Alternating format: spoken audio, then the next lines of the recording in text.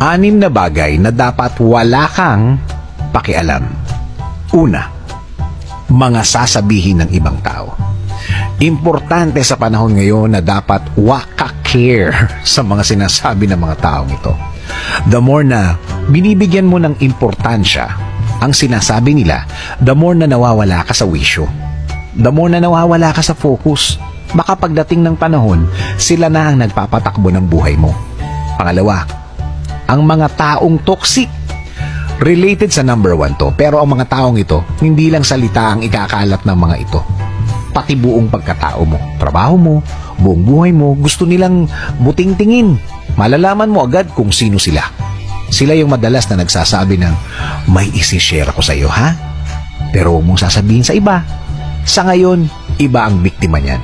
Bukas, promise, ikaw na ang biktima ng mga yan. Pangatlo, edad mo. Pwede ba? Tama na yang matanda na ako para simulan ng isang bagay na gusto ko. Sa buhay na ito, as long as hindi magagalit ang Diyos, go! Tama na yang edad ang basihan kung kaya mo ang isang bagay o hindi. Sa Diyos umasa, sa Diyos humugot ng lakas. Pang-apat, past is past. Tama na ang drama ng nakaraan. Napakaganda ng buhay para hindi ka gumawa ng mga bagong bagay. Makipagkasundo sa mga kagalit. Kapag di nila tinanggap ang sorry mo, hindi mo na problema yun. Kanila na yun.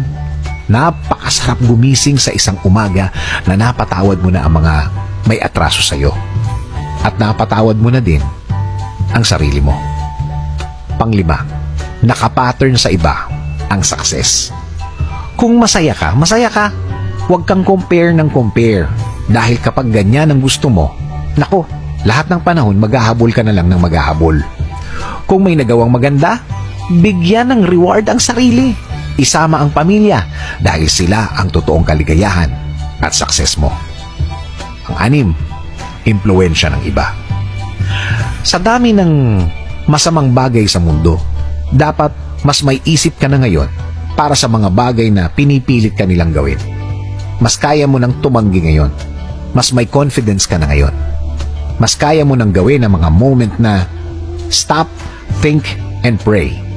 Hindi ka na basta-basta kayang impluwensyahan ng mga maling bagay. Kaibigan, maraming mga pagkakataon na manghihina tayo at minsan gugustuhin mo nang bumigay. Pero hugot lang ng lakas sa Diyos. Ipagdasal na bigyan ka niya ng lakas para tanggihan ang mga maling bagay na ito. Para sa iyo at sa pamilya mo na rin. Sabi nga sa 1 Corinthians 10-13, wala pang pagsubok na dumating sa inyo na hindi nararanasan ng ibang tao. Tapat ang Diyos at hindi niya ipahihintulot na kayo'y subukin ng higit sa inyong makakaya. Sa halip, pagdating ng pagsubok, bibigyan niya kayo ng lakas upang makayanan ito at ng paraan upang malampasan ito.